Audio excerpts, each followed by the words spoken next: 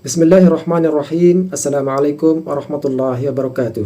Sahabat beriman yang dimuliakan Allah, alhamdulillah kita bertemu lagi di channel ini.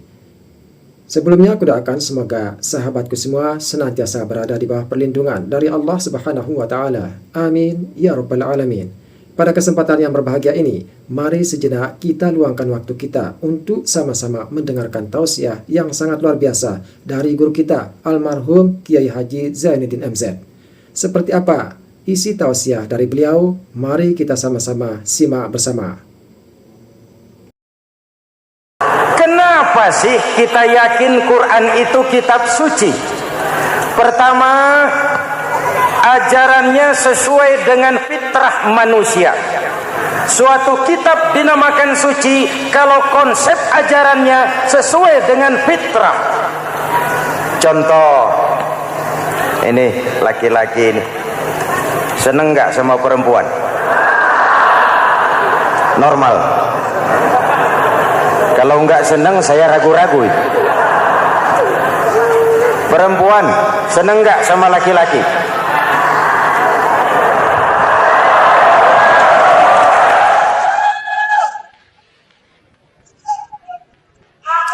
Ini fitrah. Laki-laki suka perempuan, perempuan suka laki-laki. Quran memahami itu. Hai laki-laki, kau senang dengan perempuan. Hai perempuan, kau suka dengan laki-laki. Oke, lewat sini, lewat pintu yang disebut nikah. Kalau kitab suci melarang nikah, itu bertentangan dengan fitrah manusia. Maka dalam Quran, mulai dari umat sampai ulama dan segala profesi dianjurkan nikah. Kalau kiai tidak boleh nikah, saya pilih mengundurkan diri, Pak.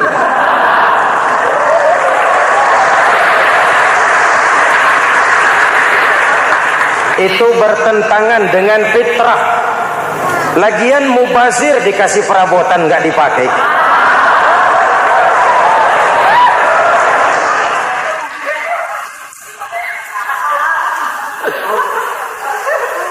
Fitrah. Contoh lagi, manusia perlu makan.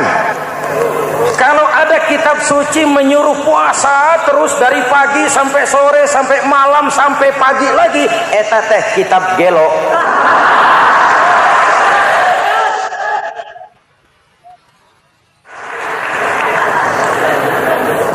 Sesuai dengan fitrah, puasa mulai dari imsak sampai datang waktu maghrib. Puasa ngebleng dari pagi sampai sore sampai malam merusak kesehatan. Malam berpuasa boleh bergaul dengan istri. Kenapa? Fitrah. Kalau siang tidak boleh, malam tidak boleh, sebulan penuh panas kepala.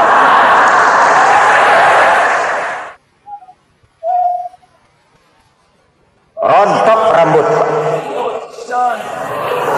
Hadirin yang saya hormati, itu yang pertama. Yang kedua, kita yakini Quran sebagai kitab suci karena isinya tidak saling bertentangan, konsekuen, konsisten. Kalau ada satu kitab, di satu ayat mengajarkan Tuhan Esa, di lain ayat mengajarkan tiga, liar itu maksudnya. Kitab suci isinya paradoks. Bagaimana kitab suci isinya saling bertentangan? Di ayat manapun sekali Quran berkata Allah itu Esa, selamanya Esa. Isinya tidak saling bertentangan. Lalu yang ketiga, kita yakini Quran kitab suci karena dia bersih dari intervensi manusiawi.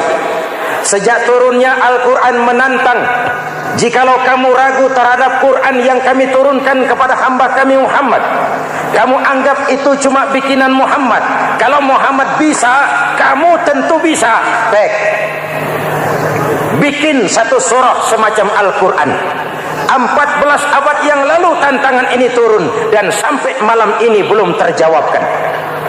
Pak, barangkali tidak ada yang mau coba. Banyak. Antara lain Musailamah Al-Kazzab. Dia mencoba membuat menandingi Al-Quran. Dia buat satu surah namanya surah Al-Fil. Bunyinya begini, bikinan Musailamah. Al-fil wa mal-fil wa ma adraka mal-fil lahu khurtumun tawil wa lahu zail. Sudah berbentuk syair. Isinya apa? Al-fil, gajah. Wa mal-fil, apakah gajah itu? Wa ma adraka mal-fil, tahukah kamu apa itu gajah? Lahu khurtumun tawil, dia punya belalai panjang. Walahu zail, dan dia punya ekor. Enggak usah turun ayat begituan, orang tahu.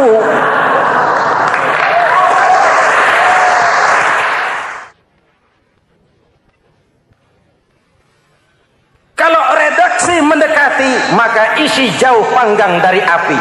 Kitab suci bersih dari campur tangan manusiawi. Maka Al-Quran, ke bahasa apapun dia diterjemahkan, naskah aslinya tetap ikut. Dia boleh diterjemahkan ke bahasa Sunda, bahasa Jawa, bahasa Padang, bahasa Inggris, bahasa Jerman, bahasa Belanda, naskah aslinya tetap ada. Kenapa? Bahasa ke bahasa perbedaannya sering frontal.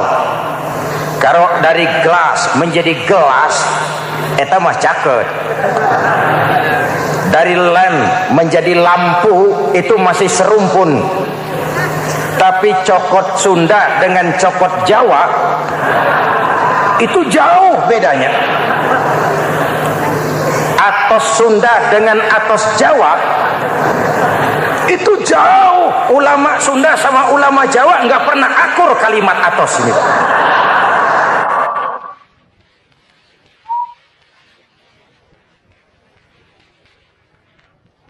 Inilah kebenaran janji Allah. Inna nahnu nazzalna dzikra wa inna lahu lahafizun. Kami yang turunkan Al-Quran, kami yang akan menjaganya. Ribuan orang hafal Al-Quran. Lalu apa pesan-pesan misi utama Al-Quran? Pertama, menegakkan tauhid. Ini yang lebih dahulu. Membentuk kualitas sumber daya manusia dengan menanamkan nilai-nilai keimanan, membebaskan dari ketergantungan kepada benda.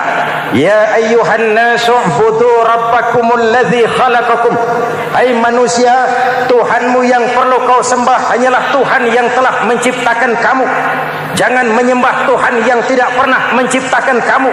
Mengapa kau menyembah harta padahal dirimu lebih berharga dari harta? Kenapa kau menyembah pangkat dan jabatan padahal dirimu lebih berharga dari pangkat dan jabatan?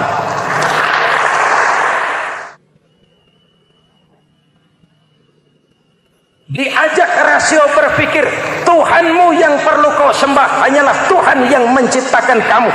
Dan Tuhan yang menciptakan kamu itu Tuhan yang lam yalid walam yulad, yang laisa kamislihi syai'un, dan itulah Allah Subhanahu wa taala. Ayo orang teh, ayeuna teh.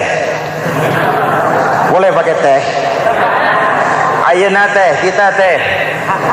Kalau kepada syirik jali, syirik yang terang-terangan, insya Allah tidak. Nyata-nyata menyembah berhala, tidak. Nyata-nyata menyembah pohon, tidak. Nyata-nyata berkeyakinan Tuhan lebih dari satu, tidak. Tapi kita sering terjebak pada syirik kecil, syirik khafi, syirik yang tersamar. Saya sejak pakai cincin ini, jangankan anak gadis, nenek-nenek ngelihat saya cincin. Jangankan anak gadis, nenek-nenek lihat saya lemes. Cincin. Ini saya sejak ada perkutut di rumah ini dagang lancar perkutut. Ini Ramadan, bulan penempaan nilai-nilai keimanan. Misi utama Quran menegakkan tauhid, mengurangi kemusyrikan, membebaskan manusia dari ketergantungan kepada benda. Dari situ kualitas sumber daya manusia dimulai. Saya sering mengungkapkan selama ini sistem pendidikan kita cuma mengisi otak, bukan membentuk watak. Otak diisi segala macam ilmu, tapi hati kosong. agama rapuh, akhirnya moral rendah. Muncul manusia-manusia yang pintar, cuma sayang tidak benar. Indonesia kita bangkrut, Indonesia kita terpuruk, Indonesia kita sakit sekarang ini, kan ulahnya orang-orang yang pintar tapi tidak benar.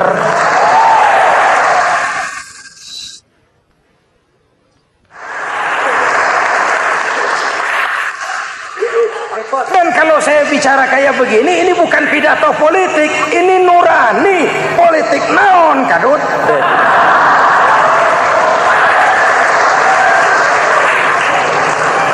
Ini nurani, ini tanggung jawab sebagai anak bangsa. Ibu bapak, saudara-saudara hadirin yang saya hormati, Rasul kalau masuk sepertiga yang akhir, sing-singkan lengan baju, hamparkan sajadah, lebih banyak di masjid daripada di rumah. Itu Rasul. Maka sepertiga yang akhir masjid makin ramai. Lihat Masjidil Haram. Lain dengan kita. Sepertiga yang akhir masjid mulai mengalami kemajuan. Safnya makin maju.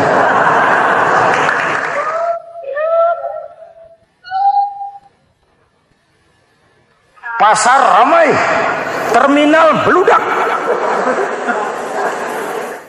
Padahal sepertiga yang akhir itu puncak. Padahal di situ nilai tambah. Dan anggap ini Ramadan terakhir yang diberikan Allah kepada kita. Kenapa? Memang tidak ada jaminan tahun depan ketemu Ramadan lagi.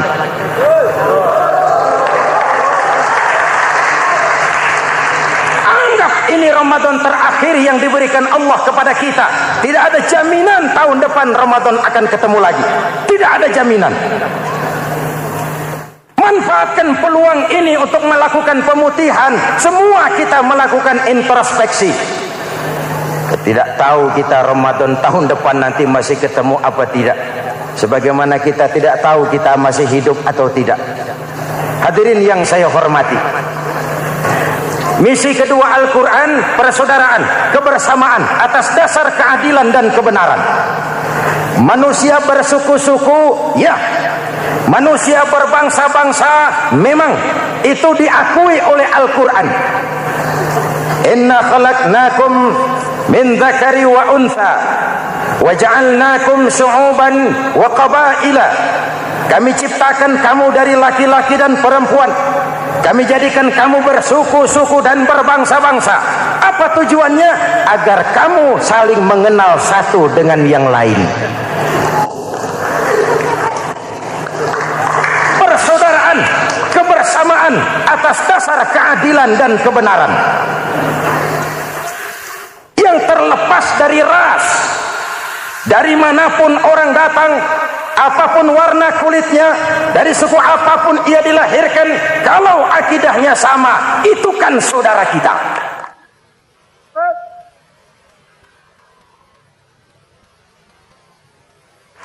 Seperti di masjid, kita tidak peduli dari mana kita datang. Yang datang dari kidul, madep ngulon mang. Yang datang dari sebelah lor, madep ngulon mang. Yang datang dari sebelah wetan, madep kulon mang. Yang datang dari kulon, madep ngulon. Bukan soal dari mana kau datang, tapi satu arah menghadapmu. Kau mau Betawi, mau Sunda, mau Jawa, mau Padang, mau Aceh, mau Batak, mau Ambon, kita satu nusa, satu bangsa, satu bahasa. Marilah kita jadi lem perekat buat lingkungan kita di saat keutuhan kita sebagai bangsa sedang dalam ujian berat. Semangat kebersamaan atas dasar keadilan. Tidak ada mayoritas menekan minoritas. Umat Islam itu kalau besar, dia mampu melindungi yang kecil. Kalau kecil, dia bisa menjaga diri. Tiap sholat Jumat khatib berpesan pada akhir khutbah kedua, innallaha ya'muru bil adli wal ihsan. Innallaha ya'muru bil adli wal ihsan. Allah memerintahkan kamu menegakkan keadilan dengan argumen, bukan dengan sentimen. Mengajak, bukan mengejek. Merangkul, tidak untuk tujuan memukul. Kalau sebagai bangsa kita utuh, kompak dan bersatu, saya yakin kita akan bisa mengatasi kesulitan-kesulitan sekarang ini.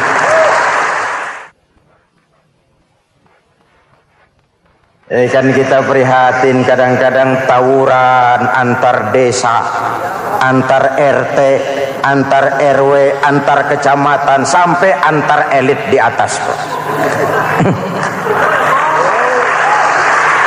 Makanya saya ulang lagi pesan ini, kalau elit di atas tawuran, jadilah penonton yang baik. Saudara-saudara kaum muslimin yang saya cintai, kita prihatin, kita seakan tercabut dari akar budaya kita sebagai bangsa. Kenapa kita yang berfalsafahkan Pancasila, kenapa kita yang berketuhanan yang Maha Esa tiba-tiba jadi beringas dan brutal? Ada maling ayam ketangkap, disiram bensin, dibakar hidup-hidup. Kok kita bisa begitu? Street justice, pengadilan jalanan mulai tegak. Iyalah kita tidak puas dengan kerja aparat kita, tapi jangan main hakim sendiri. Ini negara, bukan hutan.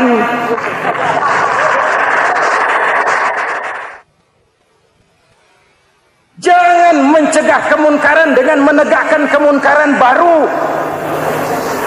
Oleh hal-hal yang sepele yang mestinya kita bisa mencari jalan keluar dengan baik. Ayo luruskan saf, rapatkan barisan, satukan langkah, tautkan hati. Kita satu umat yang satu, diikat oleh Al-Quran. Hanya dengan kebersamaan kita akan mampu menata hari esok yang lebih baik atas dasar keadilan dan kebenaran. Dulu Muhammad Toha teriak takbir ngadepi Belanda. Bung Tomo teriak takbir ngadepi Belanda. Ayeuna takbir ngadepi batur sadulur salembur. Nanaunan.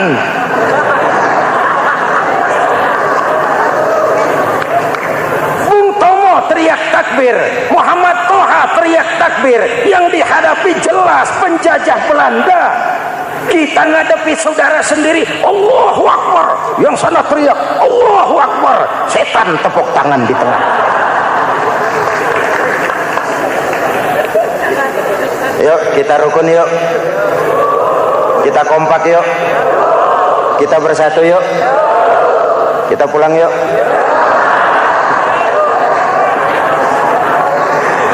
Ini misi kedua. Misi yang ketiga, Al-Quran membebaskan manusia dari gaya hidup sekuler. Quran mengingatkan, awas bung, ada hidup sesudah mati, ada akhirat sesudah dunia. Lebih untung orang yang percaya akhirat daripada yang tidak. Paling tidak hidupnya normatif. Contoh, saudara yakin akhirat ada, lalu saudara hidup baik-baik, menjauhi yang munkar, meninggalkan yang haram, saudara sujud, puasa, jihad, lalu saudara mati. Setelah mati ternyata akhirat tidak ada. Tidak ada ruginya. Paling kurang kita sudah dicatat sebagai orang baik. Sebaliknya, saudara tidak percaya sama akhirat, lalu hidup seenaknya, judi, mabuk, zina, nipu orang, korupsi, tenggelam dalam kemunkaran, lalu mati. Setelah mati ternyata akhirat ada. Kemana anjen? Lebih untung orang yang percaya akhirat ketimbang yang tidak. Hidupnya ada rem. Iya pak, saya kepengen banyak uang, tapi kalau main judi nanti di akhirat bagaimana? Iya, saya kepengen jadi orang kaya, tapi kalau korupsi, nipu orang, buka peternakan tuyul, nanti di akhirat bagaimana? Gaya hidup yang berkeseimbangan. Ada hidup sesudah mati dan ada akhirat sesudah dunia. Yang keempat, Quran membebaskan manusia dari belenggu kebodohan. Quran ayat yang pertama turun sudah berkata, Iqra, baca, kamu jangan jadi bodoh. Kebodohan menimbulkan kemiskinan, kemiskinan mendekatkan kepada kekufuran. Yang kelima, ini kado buat ibu-ibu, Quran mengangkat harkat, derajat dan martabat kaum wanita. Sebelum Quran turun, sebelum Islam datang, nasib wanita sangat menyedihkan. Dilahirkan hanya untuk melahirkan. Kalaupun berperan, peranannya tidak lebih segitiga. Dapur, sumur, kasur. Kasur, sumur, dapur. Dapur, sumur, kasur. Wanita dilecehkan, sekadar alat pemuas nafsu. Datang Islam, Rasul terenyuh. An-nisa imadul bilad. Wanita adalah tiangnya negara. Jikalau baik wanita, baik negara. Jikalau rusak wanita, hancur negara. Karena wanita, negara jaya. Betul? Karena wanita, negara hancur. Betul? Maka wanita adalah bidadari yang kadang-kadang setan. Kadang-kadang.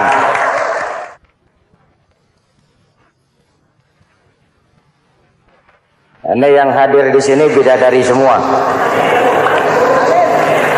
Ibu bapak, saudara-saudara hadirin yang saya hormati. Lalu bagaimana sikap kita terhadap Al-Quran? Quran sendiri menjelaskan, "Tsumma awrasnal kitaba allazina istafaina min ibadina." Kemudian kami wariskan kitab Al-Quran yang kami pilih buat hamba-hamba kami yang terpilih. Luar biasa. Umatnya umat pilihan, Rasulnya Rasul pilihan, kitabnya pun kitab pilihan. Kami wariskan Al-Quran kepada hamba-hamba kami yang kami pilih. Bagaimana sikap mereka setelah menerima Al-Quran? Terbagi tiga. Pertama, faminhum zalimun linafsihi. Di antara mereka ada yang setelah menerima Al-Quran lalu zalim kepada dirinya sendiri.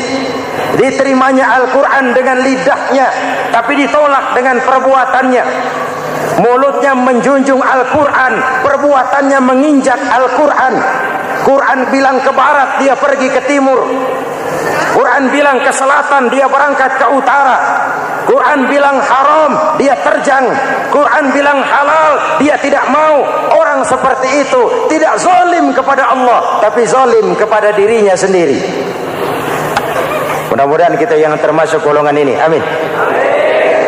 Yang kedua, wa minhum muqtasid. Di antara mereka ada yang menerima Quran 50-50. Separuh-separuh. Yang enak dilaksanakan, yang berat ditinggal. Padahal pada sisi lain Quran mengajarkan masuklah ke dalam Islam secara total. Kafah, jangan separuh-separuh. Ini watak munafik. Kalau dilihat Islam menguntungkan, rame-rame teriak Islam. Ketika diminta berjihad, diminta berkorban, diminta zakat, rame-rame mengundurkan diri. Saya bangkrut pak, saya miskin pak, saya pailit pak. Mental itu dalam awal-awal Baqarah dijelaskan. Kullama adha'a lahum masyaw fihi wa idza adlama 'alaihim qamu. Kalau terang mereka berangkat, kalau gelap mereka mandek. Itu ciri orang munafik beragama. Kalau Islam menguntungkan, rame-rame teriak Islam. Ketika diminta berjihad, berkorban, berjuang, rame-rame mengundurkan diri. Muqtasid. Golongan yang ketiga, ini yang ideal. Wa minhum sabiqum bil khairati biiznillah. Di antara mereka ada yang setelah menerima Al-Quran lalu berlomba-lomba mengamalkannya, berlomba-lomba melaksanakannya.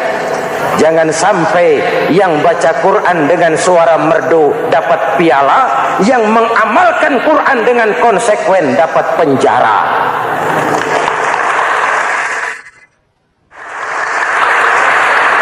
Itu ironi, itu menyedihkan, itu memilukan, dan itu memalukan. Pilihan terserah kita. Satu hadis Rasulullah mengajarkan begini: man ja'alal Qur'ana amamahu qadahu ilal jannah, wa man ja'alal Qur'ana khalfahu saqahu ilan nar. Siapa yang meletakkan Quran di depannya, dijadikannya Quran sebagai imam, Quran akan membimbing dia ke surga. Surga dunia, lebih-lebih surga akhirat. Sebaliknya, siapa yang meletakkan Quran di belakang, dibelakanginya ajaran Quran, Quran akan mendorong dia ke neraka dunia, lebih-lebih neraka akhirat. Quran imam apa makmum? Kita makmum apa imam? Makmum ikut imam apa imam ikut makmum? Makmum ikut imam. Jikalau Quran adalah imam, jikalau kita adalah makmum, ke barat kata Quran, ke barat kita berangkat. Ke timur kata Quran, ke timur kita menuju. Halal kata Quran, itu yang kita ambil.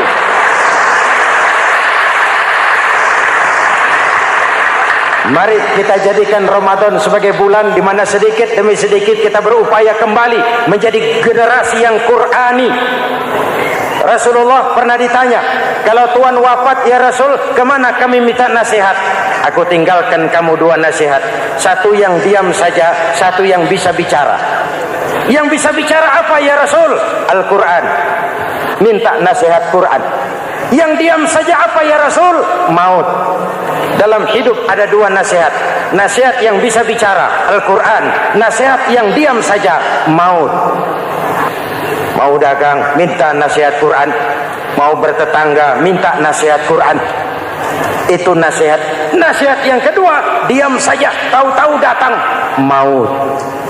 Makanya anggap ini Ramadan terakhir yang diberikan Allah kepada kita, karena tahun depan tidak ada jaminan kita bertemu Ramadan. Manfaatkan 10 yang akhir untuk meningkatkan nilai ibadah kita kepada Allah Subhanahu wa taala. Hadirin, Assalamualaikum warahmatullahi wabarakatuh.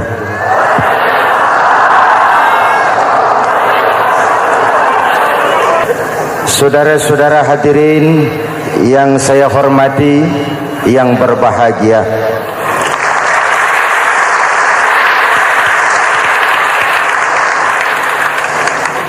kali ini dalam suasana memperingati nuzulul Quran, setiap penganut agama mempunyai kitab-kitab yang suci atau dianggap sebagai suci. Semua agama. Orang Nasrani punya kitab Injil. Orang Yahudi punya kitab Taurat. Orang Hindu punya kitab Weda. Orang Buddha punya kitab Tripitaka. Pengikut Konghucu punya kitab Tao Te Ching. Orang Majusi pengikut Zoroaster punya kitab Zen Avesta. Orang kebatinan punya kitab Serat Centani, Hidayat Jati atau Darmo Gandul. Kita umat Islam oleh Allah diberikan Al-Quran yang kita yakini sebagai kitab suci.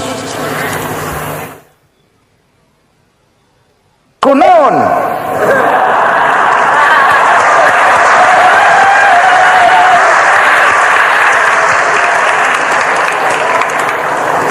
Apa kunaon itu? Kenapa sih kita yakin Quran itu kitab suci? Pertama, ajarannya sesuai dengan fitrah manusia. Suatu kitab dinamakan suci kalau konsep ajarannya sesuai dengan fitrah. Contoh, ini laki-laki ini seneng nggak sama perempuan? Normal. Kalau nggak seneng, saya ragu-ragu. Perempuan seneng nggak sama laki-laki?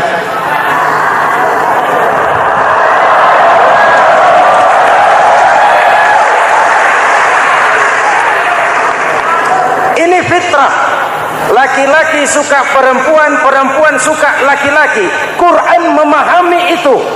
Hai laki-laki, kau senang dengan perempuan. Hai perempuan, kau suka dengan laki-laki. Oke, lewat sini, lewat pintu yang disebut nikah. Kalau kitab suci melarang nikah, itu bertentangan dengan fitrah manusia. Maka dalam Quran, mulai dari umat sampai ulama dan segala profesi dianjurkan nikah. Kalau kiai tidak boleh nikah, saya pilih mengundurkan diri, Pak.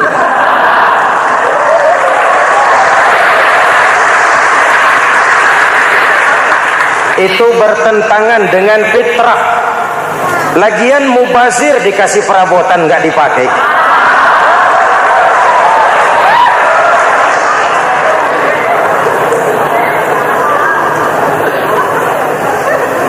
Fitrah. Contoh lagi, manusia perlu makan. Kalau ada kitab suci menyuruh puasa terus dari pagi sampai sore sampai malam sampai pagi lagi, eta teh kitab gelo.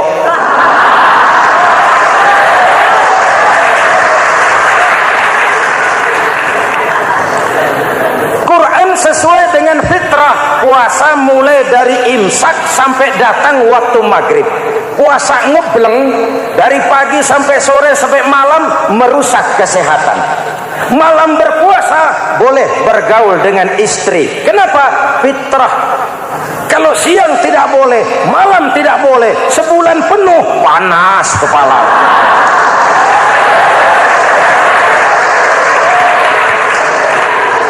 Rontok rambut. Hadirin yang saya hormati, itu yang pertama. Yang kedua, kita yakini Quran sebagai kitab suci karena isinya tidak saling bertentangan, konsekuen, konsisten. Kalau ada satu kitab, di satu ayat mengajarkan Tuhan Esa, di lain ayat mengajarkan tiga, liar itu mah. Bagaimana kitab suci isinya paradoks? Bagaimana kitab suci isinya saling bertentangan? Di ayat manapun sekali Quran berkata Allah itu Esa, selamanya Esa. Isinya tidak saling bertentangan.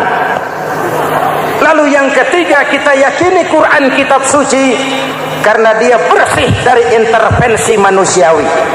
Sejak turunnya Al-Quran menantang, jikalau kamu ragu terhadap Quran yang kami turunkan kepada hamba kami Muhammad, kamu anggap itu cuma bikinan Muhammad.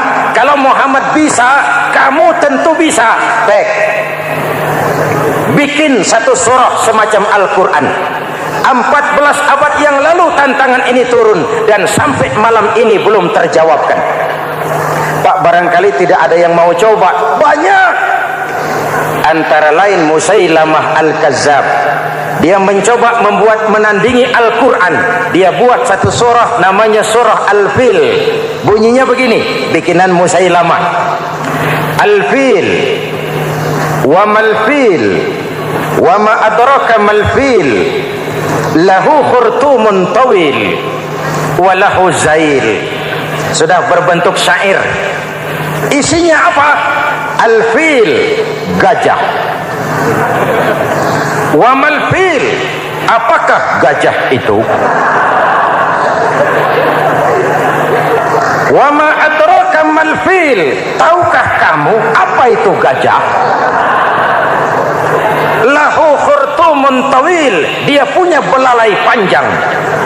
Wa lahu zail, dan dia punya ekor. Gak usah turun ayat begituan, orang tahu. Masya Allah, sangat luar biasa apa yang disampaikan oleh guru kita, almarhum Kiai Haji Zainuddin MZ. Sahabat beriman yang dirahmati Allah, jangan beranjak dulu. Tetaplah di channel ini, karena kajian ini belum selesai dan masih banyak lagi hal-hal yang menarik yang akan disampaikan oleh beliau. Maka dari itu tetaplah di sini dan mari kita lanjutkan kembali. Selamat mendengarkan.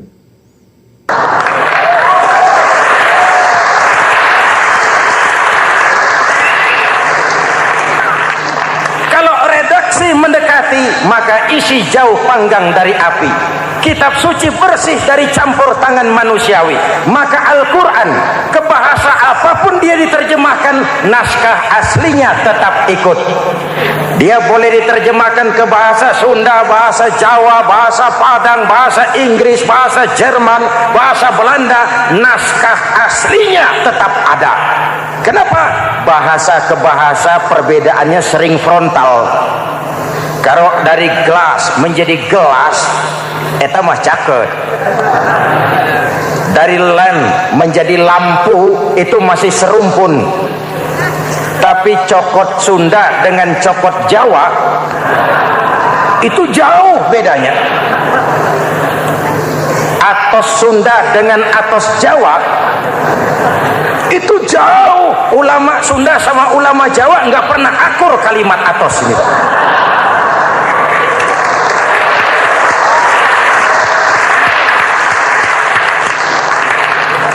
Inilah kebenaran janji Allah, inna nahnu nazzalna dzikra wa inna lahu lahafizun. Kami yang turunkan Al-Quran, kami yang akan menjaganya. Ribuan orang hafal Al-Quran. Lalu apa pesan-pesan misi utama Al-Quran? Pertama, menegakkan tauhid. Ini yang lebih dahulu, membentuk kualitas sumber daya manusia dengan menanamkan nilai-nilai keimanan, membebaskan dari ketergantungan kepada benda. Ya ayyuhan nasu ubudu rabbakumul ladzi khalaqakum. Hai manusia, Tuhanmu yang perlu kau sembah hanyalah Tuhan yang telah menciptakan kamu. Jangan menyembah Tuhan yang tidak pernah menciptakan kamu. Mengapa kau menyembah harta padahal dirimu lebih berharga dari harta? Kenapa kau menyembah pangkat dan jabatan padahal dirimu lebih berharga dari pangkat dan jabatan?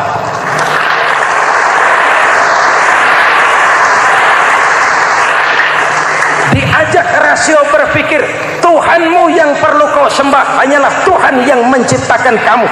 Dan Tuhan yang menciptakan kamu itu Tuhan yang lam yalid walam yulad, yang laisa kamislihi syai'un, dan itulah Allah Subhanahu wa ta'ala. Ayo orang teh, ayeuna teh boleh pakai teh.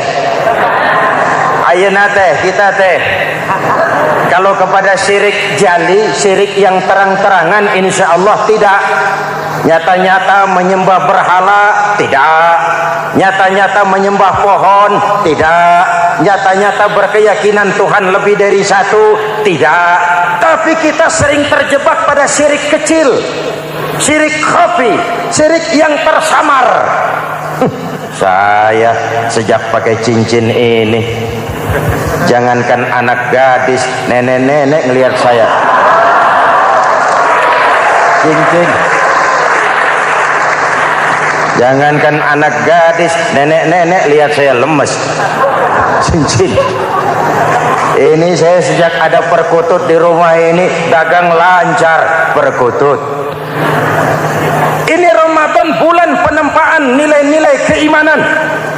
Misi utama Quran menegakkan tauhid, mengurangi kemusyrikan, membebaskan manusia dari ketergantungan kepada benda. Dari situ kualitas sumber daya manusia dimulai.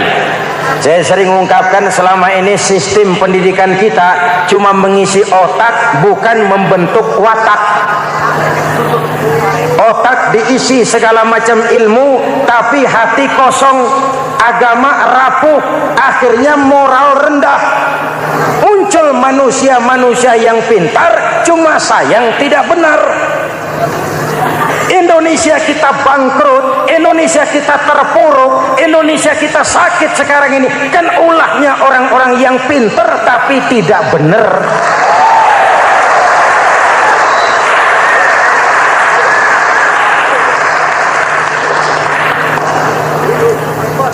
Saya bicara kayak begini, ini bukan pidato politik, ini nurani. Politik naon kadut.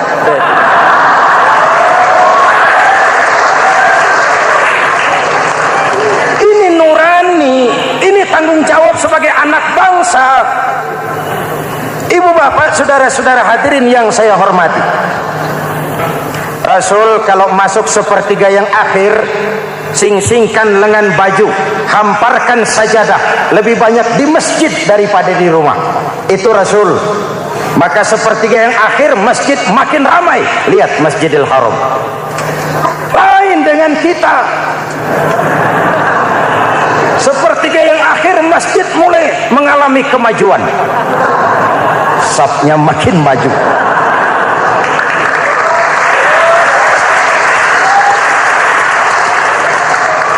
Pasar ramai, terminal beludak.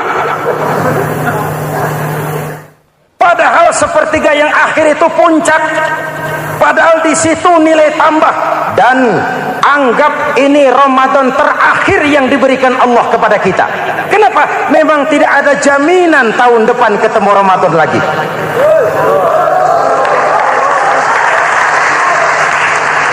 Anggap ini Ramadan terakhir yang diberikan Allah kepada kita. Tidak ada jaminan tahun depan Ramadan akan ketemu lagi. Tidak ada jaminan. Manfaatkan peluang ini untuk melakukan pemutihan. Semua kita melakukan introspeksi. Tidak tahu kita Ramadan tahun depan nanti masih ketemu apa tidak. Sebagaimana kita tidak tahu kita masih hidup atau tidak. Hadirin yang saya hormati, misi kedua Al-Quran, persaudaraan, kebersamaan atas dasar keadilan dan kebenaran. Manusia bersuku-suku, ya. Manusia berbangsa-bangsa, memang itu diakui oleh Al-Quran. Inna khalaqnakum min dzakari wa untha wa ja'alnakum syu'uban wa qabaila. Kami ciptakan kamu dari laki-laki dan perempuan. Kami jadikan kamu bersuku-suku dan berbangsa-bangsa. Apa tujuannya? Agar kamu saling mengenal satu dengan yang lain. Persaudaraan, kebersamaan atas dasar keadilan dan kebenaran. Yang terlepas dari ras.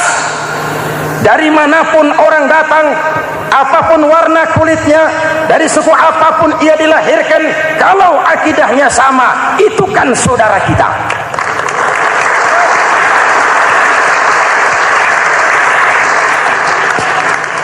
Seperti di masjid, kita tidak peduli dari mana kita datang.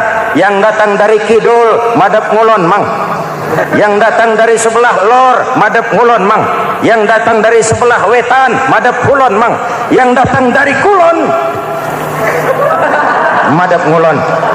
Bukan soal dari mana kau datang, tapi satu arah menghadapmu. Kau mau Betawi, mau Sunda, mau Jawa, mau Padang, mau Aceh, mau Batak, mau Ambon, kita satu nusa, satu bangsa, satu bahasa. Marilah kita jadi lem perekat buat lingkungan kita di saat keutuhan kita sebagai bangsa sedang dalam ujian berat. Semangat kebersamaan atas dasar keadilan. Tidak ada mayoritas menekan minoritas. Umat Islam itu kalau besar, dia mampu melindungi yang kecil. Kalau kecil, dia bisa menjaga diri. Tiap sholat Jumat khatib berpesan pada akhir khutbah kedua, innallaha ya'muru bil adli wal ihsan. Innallaha ya'muru bil adli wal ihsan. Allah memerintahkan kamu menegakkan keadilan dengan argumen, bukan dengan sentimen. Mengajak, bukan mengejek. Merangkul, tidak untuk tujuan memukul. Kalau sebagai bangsa kita utuh, kompak dan bersatu, saya yakin kita akan bisa mengatasi kesulitan-kesulitan sekarang ini.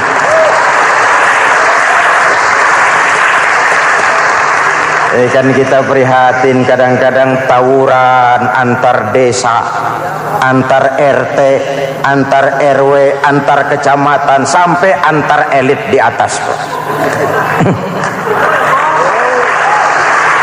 Makanya saya ulang lagi pesan ini. Kalau elit di atas tawuran, jadilah penonton yang baik. Saudara-saudara kaum muslimin yang saya cintai, kita prihatin, kita seakan tercabut dari akar budaya kita sebagai bangsa. Kenapa kita yang berfalsafahkan Pancasila, kenapa kita yang berketuhanan yang Maha Esa tiba-tiba jadi beringas dan brutal? Ada maling ayam ketangkap, disiram bensin, dibakar hidup-hidup. Kok kita bisa begitu? Street justice, pengadilan jalanan mulai tegak. Iyalah kita tidak puas dengan kerja aparat kita, tapi jangan main hakim sendiri. Ini negara, bukan hutan.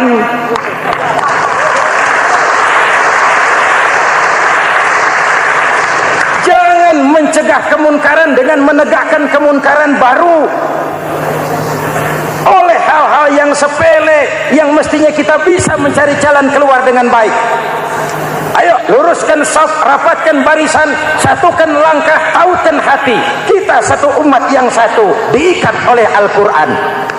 Hanya dengan kebersamaan kita akan mampu menata hari esok yang lebih baik atas dasar keadilan dan kebenaran. Dulu teh Muhammad Toha teriak takbir ngadepi Belanda. Bung Tomo teriak takbir ngadepi Belanda. Ayeuna takbir ngadepi batur sadulur salembur. Nanaonan.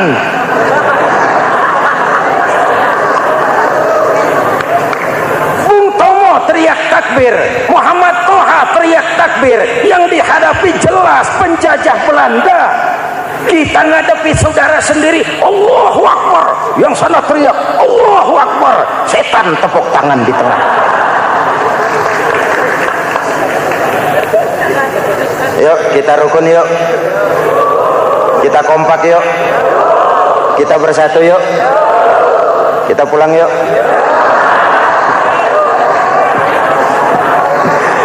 Ini misi kedua. Misi yang ketiga, Al-Quran membebaskan manusia dari gaya hidup sekuler.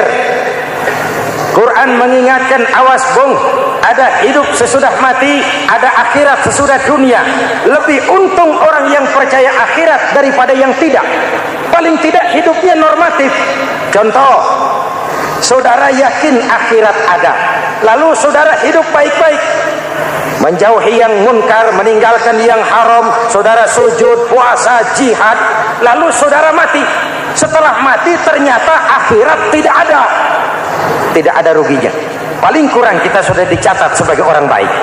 Sebaliknya, saudara tidak percaya sama akhirat, lalu hidup seenaknya, judi, mabuk, zina, nipu orang, korupsi, tenggelam dalam kemunkaran, lalu mati. Setelah mati ternyata akhirat ada. Kemana anjen? Lebih untung orang yang percaya akhirat ketimbang yang tidak. Hidupnya ada rem. Iya pak, saya kepengen banyak uang, tapi kalau main judi nanti di akhirat bagaimana? Iya, saya kepengen jadi orang kaya, tapi kalau korupsi, nipu orang, buka peternakan tuyul, nanti di akhirat bagaimana? Gaya hidup yang berkeseimbangan. Ada hidup sesudah mati dan ada akhirat sesudah dunia. Yang keempat, Quran membebaskan manusia dari belenggu kebodohan. Quran ayat yang pertama turun sudah berkata, Iqra, baca, kamu jangan jadi bodoh. Kebodohan menimbulkan kemiskinan, kemiskinan mendekatkan kepada kekufuran. Yang kelima, ini kado buat ibu-ibu. Quran mengangkat harkat, derajat dan martabat kaum wanita. Sebelum Quran turun, sebelum Islam datang, nasib wanita sangat menyedihkan. Dilahirkan hanya untuk melahirkan. Kalaupun berperan, peranannya tidak lebih segitiga.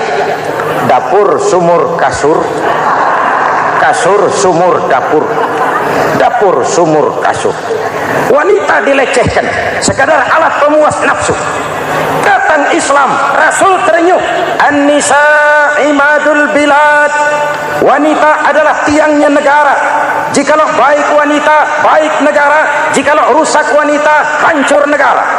Karena wanita, negara jaya. Betul?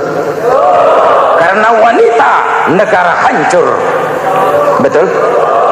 Maka wanita adalah bidadari yang kadang-kadang setan. Kadang-kadang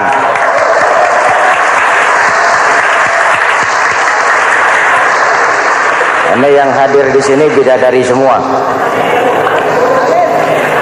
Ibu bapak, saudara-saudara hadirin yang saya hormati. Lalu bagaimana sikap kita terhadap Al-Quran? Quran sendiri menjelaskan, "Tsumma awrasnal kitaba allazina istafaina min ibadina." Kemudian kami wariskan kitab Al-Quran yang kami pilih buat hamba-hamba kami yang terpilih. Luar biasa. Umatnya umat pilihan, rasulnya rasul pilihan, kitabnya pun kitab pilihan. Kami wariskan Al-Quran kepada hamba-hamba kami yang kami pilih. Bagaimana sikap mereka setelah menerima Al-Quran? Terbagi tiga. Pertama, faminhum zalimun linafsihi. Di antara mereka ada yang setelah menerima Al-Quran lalu zalim kepada dirinya sendiri. Diterimanya Al-Quran dengan lidahnya, tapi ditolak dengan perbuatannya. Mulutnya menjunjung Al-Quran, perbuatannya menginjak Al-Quran. Quran bilang ke barat, dia pergi ke timur. Quran bilang ke selatan, dia berangkat ke utara. Quran bilang haram, dia terjang. Quran bilang halal, dia tidak mau. Orang seperti itu tidak zalim kepada Allah, tapi zalim kepada dirinya sendiri. Mudah-mudahan kita yang termasuk golongan ini. Amin. Yang kedua, wa minhum muqtasid. Di antara mereka ada yang menerima Quran 50-50. Separuh-separuh.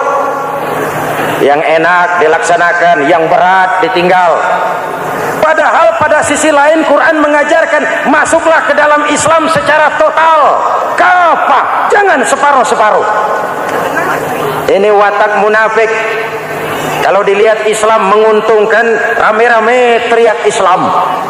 Ketika diminta berjihad, diminta berkorban, diminta zakat, rame-rame mengundurkan diri. Saya bangkrut pak, saya miskin pak, saya pailit pak.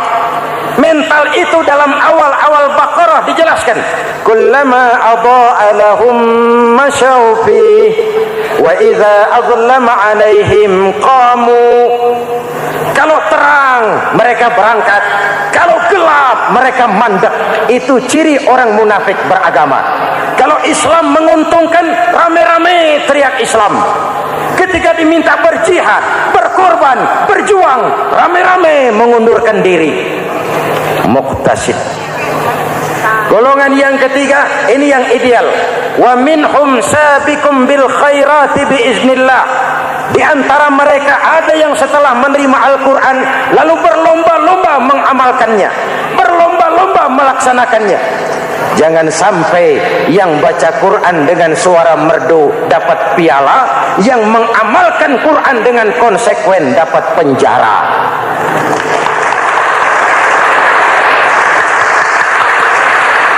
Itu ironi, itu menyedihkan, itu memilukan, dan itu memalukan. Pilihan terserah kita. Satu hadis Rasulullah mengajarkan begini, man ja'alal qur'ana amamahu qadahu ilal jannah wa man ja'alal qur'ana khalfahu saqahu ilan nar. Siapa yang meletakkan Quran di depannya, dijadikannya Quran sebagai imam, Quran akan membimbing dia ke surga, surga dunia, lebih-lebih surga akhirat.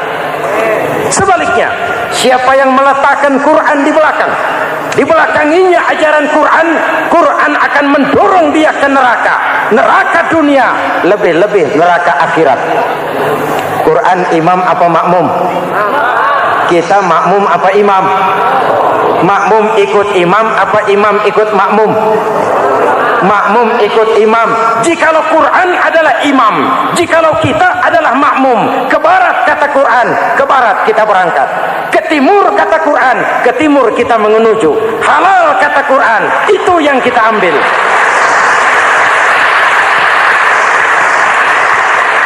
Mari kita jadikan Ramadan sebagai bulan di mana sedikit demi sedikit kita berupaya kembali menjadi generasi yang Qurani.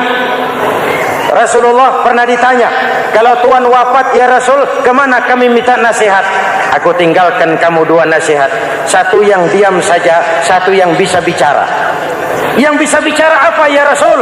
Al-Quran. Minta nasihat Quran. Yang diam saja apa ya Rasul? Maut. Dalam hidup ada dua nasihat. Nasihat yang bisa bicara, Al-Quran. Nasihat yang diam saja, maut. Mau dagang, minta nasihat Quran. Mau bertetangga, minta nasihat Quran. Itu nasihat. Nasihat yang kedua, diam saja, tahu-tahu datang maut. Makanya anggap ini Ramadan terakhir yang diberikan Allah kepada kita, karena tahun depan tidak ada jaminan kita bertemu Ramadan. Manfaatkan 10 yang akhir untuk meningkatkan nilai ibadah kita kepada Allah Subhanahu wa taala. Hadirin, saya percaya kepada sesuatu yang saya mengerti, sesuatu yang boleh dipelajari sejak TK sampai perguruan tinggi, sejak anak-anak sampai kakek nenek. Saya bukan percaya kepada sesuatu yang saya tidak mengerti tapi yang harus saya percaya. Saya justru percaya kepada sesuatu yang memang saya mengerti. Saudara-saudara, demikianlah bahwa Tuhan dalam Islam adalah Tuhan yang terbuka, rasional, boleh dipelajari sejak kakek-kakek sampai anak-anak, sejak TK sampai kepada perguruan tinggi. Lalu yang kedua, masih menurut kata dia, saya adalah pengagum Amerika, dia bilang. Sebagai penegak hak-hak asasi manusia, sebagai pahlawan demokrasi, yang pagi-pagi sudah mencanangkan di dalam dia punya Declaration of Independence bahwa semua manusia dilahirkan sama. All men are created equal. Saya kagum dengan itu. Sampai pada satu saat, menurut cerita dia, saya berada di New York. Saya mau masuk sebuah restoran. Saya tertegun ketika saya akan masuk. Di pintu restoran itu tertulis white only. White only. Hanya melayani kulit putih. Artinya sing kulite ireng minggir. Saya gelo, saya nelongso. Bahasa Inggrisnya. Katanya all men are created equal. Semua manusia dilahirkan sama. Lah ini kok tegel-tegele. Kok sampai hati bikin tulisan hanya melayani kulit putih. Sampai saya melihat dalam Islam ini betapa si kulit putih dan si kulit hitam duduk saling berdampingan. Masjid menjadi simbol semangat kebersamaan mereka. Siapapun masuk masjid, buka sepatu. Di sana mereka menghadap ke arah yang sama, menyembah Allah Tuhan yang sama, mengikuti cara Rasul yang sama, melakukan gerak yang sama, membaca bacaan yang sama, dengan bahasa yang sama. Persaudaraan seperti inilah yang lama saya dambakan. Ini kenapa saya memilih Islam. Saudara-saudara kaum muslimin, saya ingin menggunakan cerita ini sebagai pengantar bahwa salah satu misi Islam memang membebaskan manusia dari ras diskriminasi. Nabi menyatakan, innallaha la yanzuru ila suwarikum wa amwalikum, walakin yanzuru ila qulubikum wa a'malikum. Sungguh Allah tidak melihat tampangmu, Allah tidak melihat potonganmu, Allah juga tidak melihat hartamu. Yang Allah lihat adalah hati dan amal perbuatanmu.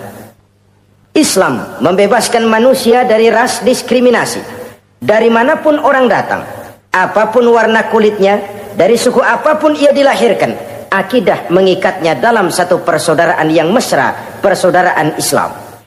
Nilai manusia dengan demikian bergantung kepada ketakwaannya. Takwa, seperti kita tahu, adalah bahasa Quran yang sudah menjadi bahasa kita. Sedemikian sering kalimat ini dipakai, sampai-sampai ia mengalami pergeseran dari arti yang sebenarnya. Takwa, sejauh yang kita baca dari peninggalan para ulama kita, mempunyai konotasi imtithalul awamir wajtinabun nawahi. Melaksanakan seluruh yang diperintah Allah dan meninggalkan semua yang dilarangnya. Apa perbedaan prinsipnya? Kalau melaksanakan perintah itu sesuai dengan kemampuan, tapi menjauhi larangan itu mutlak.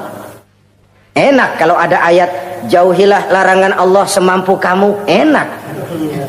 Yang semampu kita itu melaksanakan perintah, tapi kalau sudah meninggalkan larangan mutlak, jauhi, tinggalkan. Disitulah nilai ketakwaan seseorang. Ini kan enggak, karena takwa digunakan oleh semua orang, akhirnya artinya bergeser. Semua ngomong takwa. Pejabat kalau dilantik bertakwa, bertakwa, bertakwa, sampai membleh bertakwa. Setelah pelantikan mata takwa ngalor, dia ngidul. Harus dikembalikan kepada pengertian asalnya. Takwa itu adalah komitmen seseorang kepada perintah Allah dan komitmen meninggalkan yang dilarangnya sesuai dengan kemampuan. Di situ nilai manusia dalam pandangan Allah. Yang tadi Nabi katakan, Allah nggak lihat potongan kita, Allah nggak lihat harta kita. Yang Allah lihat adalah hati dan amal perbuatan, dan itulah takwa itu. Maha benar Allah dengan firman-Nya yang menyatakan, inna akramakum indallahi atqakum. Yang paling mulia di antara kamu dalam pandangan Allah adalah orang yang paling bertakwa kepadanya. Sering sekali sekarang ini kalimat agama digunakan untuk maksud yang tidak sama dengan maksud agama. Ya contoh kalimat takwa ini. Atau misalnya kita baca iklan, telah berpulang ke rahmatullah dengan tenang. Kalau dengan tenangnya sih boleh dah, mana ada orang mati kelojotan. Tenang. Tapi ke rahmatullah. Rahmatullah itu kan artinya kasih sayang Allah. Kasih sayang Allah itu kan surga. Kalau bajingan mati, enggak ke rahmatullah pulangnya. Kalau mau jujur mestinya telah pulang ke neraka.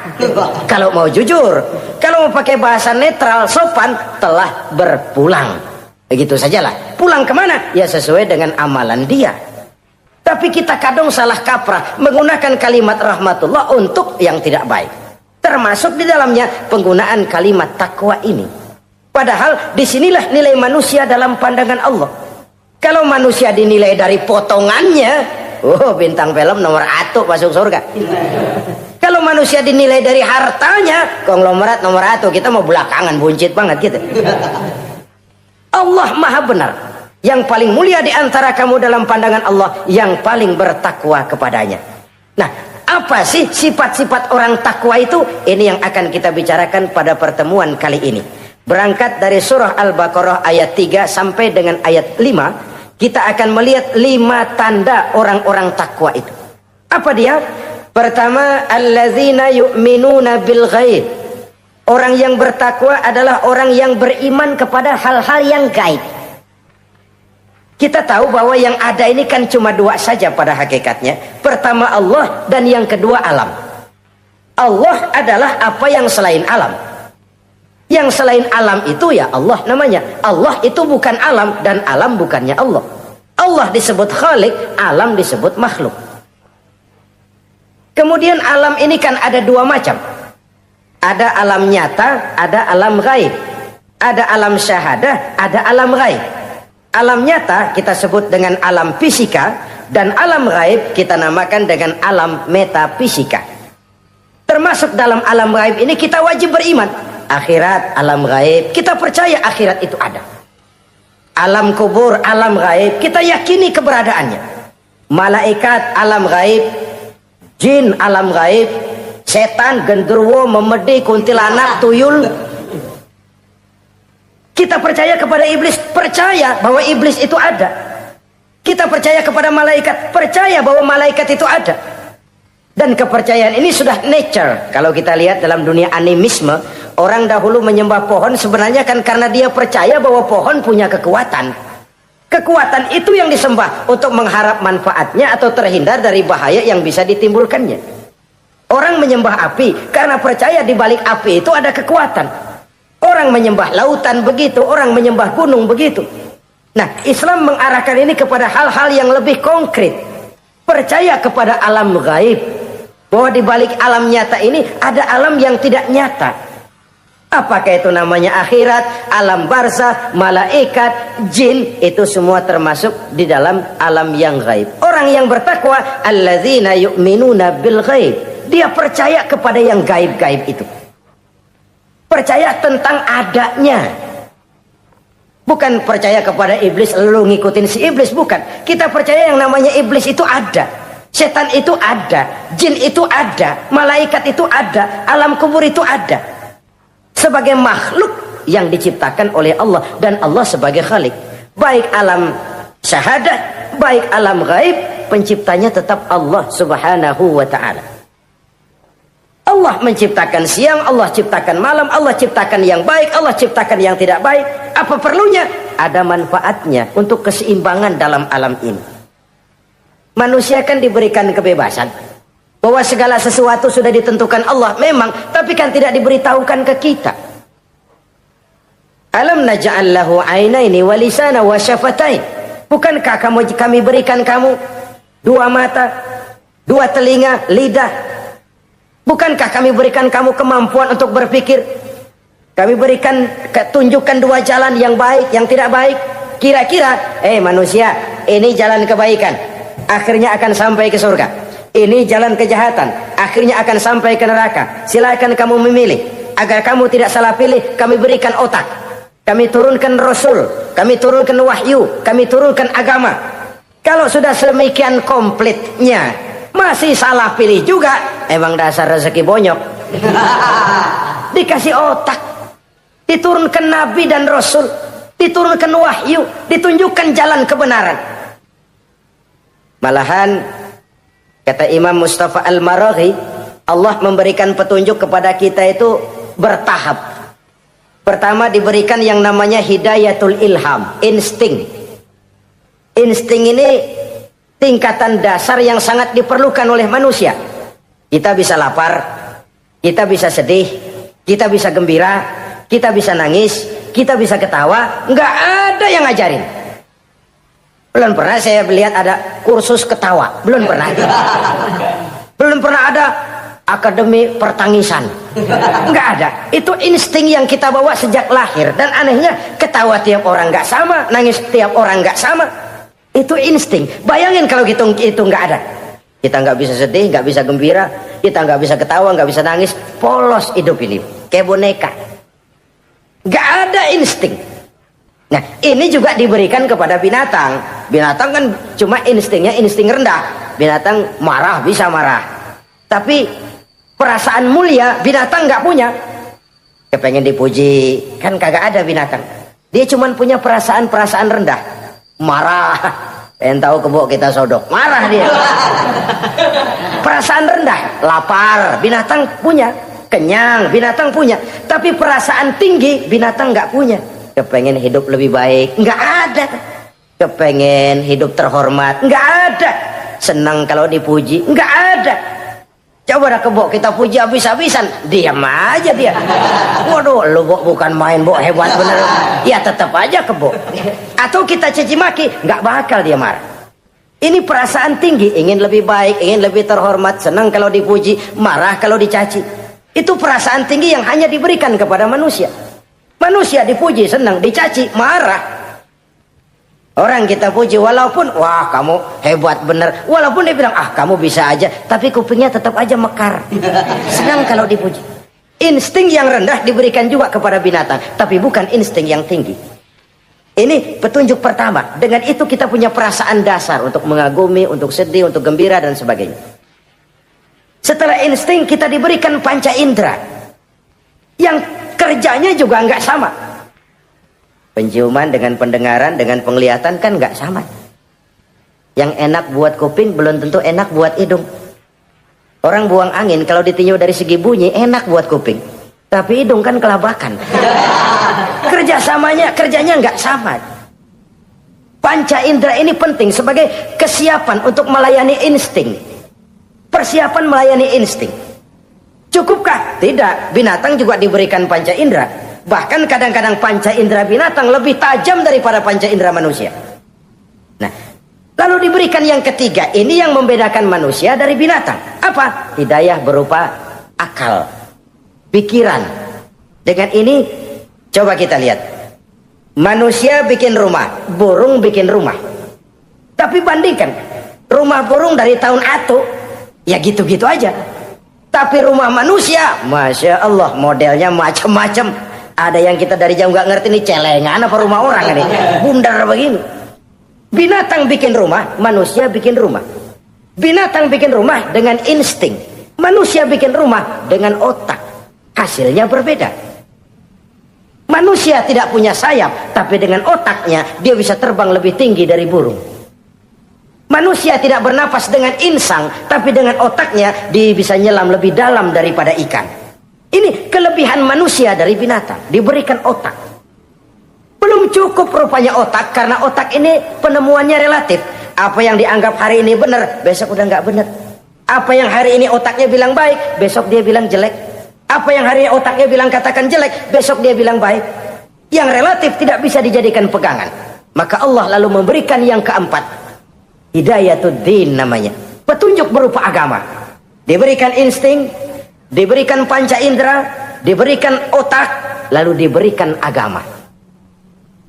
Turun para rasul yang 25 itu yang merupakan mata rantai yang berkaitan, tidak terpisah. Misi samawi, semuanya sama, bersumber dari Allah yang satu itu. Setelah agama datang, masih ada yang lebih penting. Apa? Hidayah yang disebut taufik. Persesuaian kehendak antara kita dengan Allah. Kalau taufik tidak datang, kalau taufik tidak dapat, Kan'an saja anak Nabi Nuh kufur, anak Nabi tidak dapat taufik namanya itu.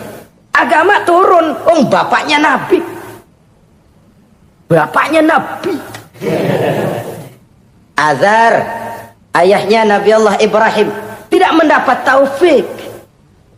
Lalu Abu Jahal, Abu Lahab, pamannya Nabi, tidak mendapat taufik. Lalu istrinya Nabi Lut tidak mendapat taufik. Bayangkan ini, anak Nabi, paman Nabi, bapak Nabi, istri Nabi. Taufik inilah yang hak prerogatif Allah. Insting semua dikasih, panca indera semua dikasih, otak semua dikasih, agama kepada semua diturunkan. Tapi taufik ini hak prerogatif Allah. Lah kita ini bersyukur, ponakan Nabi aja bukan dapat taufik. Tidak sekedar mendengar Islam, mendengar agama, tapi mengikuti agama itu sendiri. Inilah institusi-institusi yang diberikan Allah kepada kita. Jadi kalau sudah begini lengkap, manusia, nih aku kasih, tempuh jalan ini, masih salah juga, dasar sableng. Pantas kalau Allah mengadili.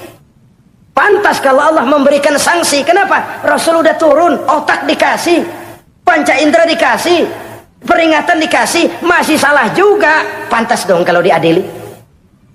Kecuali kalau Allah nggak nurunin apa-apa. Hidup dah selagu-lagu lu sono. Mau guling, mau gupak, terserah deh. Kalau begitu, lalu ada pengadilan, nggak adil. Ini institusinya lengkap kok.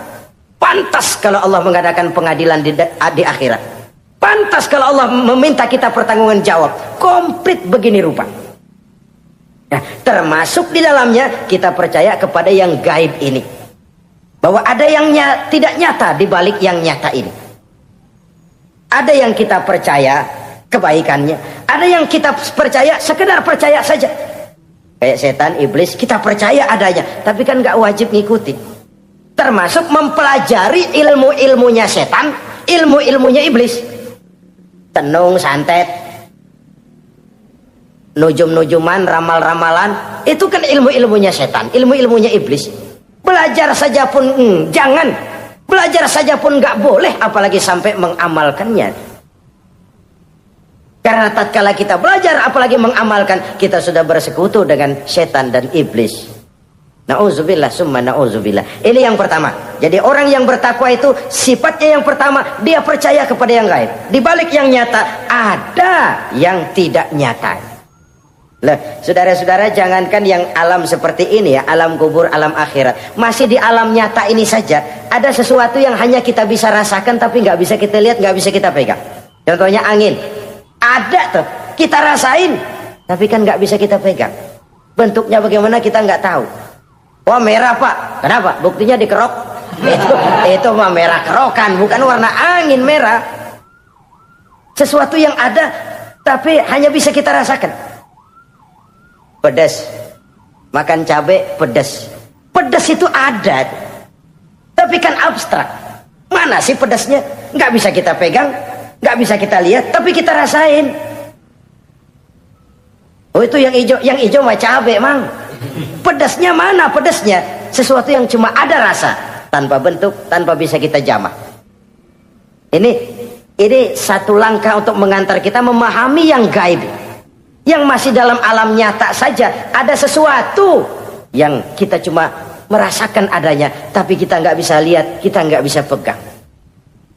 Makanya ada orang tanya, Pak, itu kalau orang mati dibacain Fatihah di sono apa pahalanya nyampe tuh? Saya jawab, kalau ente nggak percaya mati dulu dah. Mati dulu bacain Fatihah, tungguin di sono. Kalau nggak nyampe balik lagi kemari. Long bagaimana hal-hal yang kayak begitu? Wong sholat saja kita nggak tahu sholat kita diterima atau tidak oleh Allah. Kita puasa, kita hanya melaksanakan. Allah mau terima apa tidak kita nggak tahu. Itu yang nyata-nyata, apalagi sudah berkaitan dengan hal-hal yang gaib. Ini sifat yang pertama, orang yang bertakwa, alladzina yu'minuna bil ghaib, dia percaya kepada yang gaib. Alam kubur itu ada, alam akhirat ada, malaikat ada, jin ada, surga ada, neraka ada, dan lain sebagainya. Satu. Yang kedua, orang yang bertakwa itu wa yuqimunas shalah. Setelah percaya kepada yang gaib, mereka juga mendirikan sholat. Nah, mari kita lihat ayatnya. Selalu yang berkaitan dengan sholat itu kalimatnya yuqimunas shalah. Mendirikan sholat. Bukan mengerjakan.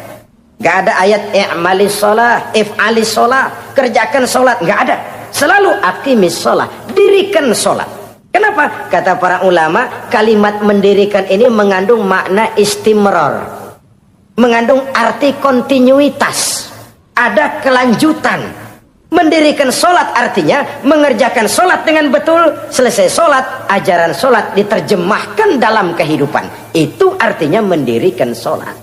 Nah, kalau dilihat dari sisi ini, banyak di antara kita yang sudah mengerjakan sholat, tapi belum mendirikan sholat. Sebab mendirikan istimrar, ada kesinambungan. Selesai sholat, ajaran sholat diterjemahkan di tengah-tengah kehidupan bermasyarakat. Sehingga sholatnya punya refleksi. Sholatnya punya bias dalam membentuk kepribadian dirinya. Ini kadang-kadang rancu. Yang sembahyang dia, yang nyolong dia. Yang baca Quran dia, yang fitnah orang dia. Yang sedekah dia, yang nyolong dia juga. Ansip bingung bagaimana mutusinnya. Kalau mendirikan sholat mengandung arti kesinambungan, selesai sholat, ajaran sholat diterjemahkan dalam kehidupan. Apa? Banyak tentunya. Misalnya sholat melahirkan sikap rendah hati, melahirkan keikhlasan, melahirkan sifat jujur, melahirkan sifat disiplin, dan lain sebagainya. Dan itu diterjemahkan dalam kehidupan. Kita lihat, ini anggota badan kita yang paling terhormat kan kepala. Kalau bercanda sama teman, dipegang tangan, kita masih senyum. Dipegang kaki, kita masih senyum. Tapi kalau pala dikeplakin, jengkel bukan main. Kenapa? Al-Mukarram itu adanya di sini. Otak, di kepala. Tapi kepala yang kita hormati ini ketika sujud di hadapan Allah sama rendahnya dengan telapak kaki kita. Allahu Akbar. Yang besar cuma Allah. Manusia, kepala sama rendah dengan telapak kaki. Kesadaran ini membias, selesai sholat, kembali ke masyarakat, sombongnya hilang. Apalagi ikhlas. Sholat itu kan lillahi ta'ala. Orang mau puji apa tidak, enggak soal. Orang mau bilang ini, mau bilang itu, soal lain. Yang penting ini saya kerjakan lillahi ta'ala. Karena Allah saja, bukan karena yang lain. Disiplin. Sehari semalam 5 kali kita lapor kepada Sang Maha Komandan. Bagaimana tidak akan tercegah dari perbuatan yang keji dan munkar? Seorang prajurit saja, kalau sehari semalam 5 kali dia lapor kepada komandannya, saya yakin dia tidak akan sempat melaporkan yang tidak baik. Pantas kalau Al-Quran memberikan jaminan sholat mampu mencegah manusia dari perbuatan yang keji dan munkar. Masih ada yang tanya, Pak, katanya sembahyang mencegah orang berbuat jahat. Iya, teman saya kok sembahyang nyolong ayam. Bagus, sembahyang nyolong ayam. Coba nggak sembahyang, nyolong motor. Gedean lagi yang dicolong. Dan sebenarnya itu bukan jawaban, itu cuma logika saja. Yang benar adalah sholatnya belum berfungsi. Dia baru mengerjakan sholat, belum mendirikan sholat. Inilah yang kalau kita jujur mau bicara, inilah problem kita sekarang ini. Mengislamkan orang Islam. Bagaimana dari mengerjakan sholat kita menjadi mendirikan sholat. Agar sholat itu membuahkan hasil berupa pembentukan kepribadian. Di tengah-tengah kehidupan sosial kemasyarakatan. Kalau tidak, ya sekedar terjebak kepada rutinitas. Pergi haji begitu, pulang haji bikin gila. Masuk Ramadan begitu, selesai Ramadan ya tetap begitu. Ibadah tidak memberikan bias dalam pembentukan pribadi. Itulah sebabnya digunakan kalimat yuqimunas sholat, mendirikan sholat yang mengandung arti berkesinambungan. Selesai sholat, jiwa dan semangat, ajaran dan filsafat sholat diterjemahkannya dalam kehidupan sehari-hari. Saudara-saudara kaum muslimin rahimakumullah. Sifat yang ketiga dari orang takwa adalah wa mimma razaqnahum yunfiqun. Mereka menginfakkan sebagian dari rezeki yang diberikan Allah kepada mereka. Rizki menurut definisi yang diberikan para ulama kita, ar-rizqu bimakna al-ata hissiyan kana aw ma'nawiyan. Rizki adalah pemberian, baik yang abstrak maupun yang konkret. Selama ini kita sering mengartikan rizki hanya dalam bentuk uang, sehingga rizki kita dibatasi oleh pengertian kita sendiri.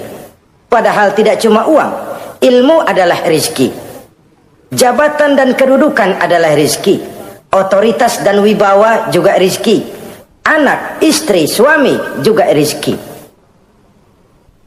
Ketika ayat ini mengatakan wa mimma razaqnahum yunfiqun, mereka menginfakkan sebagian dari rizki, yang dimaksud di sini adalah rizki yang konkret dalam bentuk materi, uang, benda dan lain sebagainya. Orang yang bertakwa sadar benar dari Allah rizki datang, ke jalan Allah rizki dibelanjakan.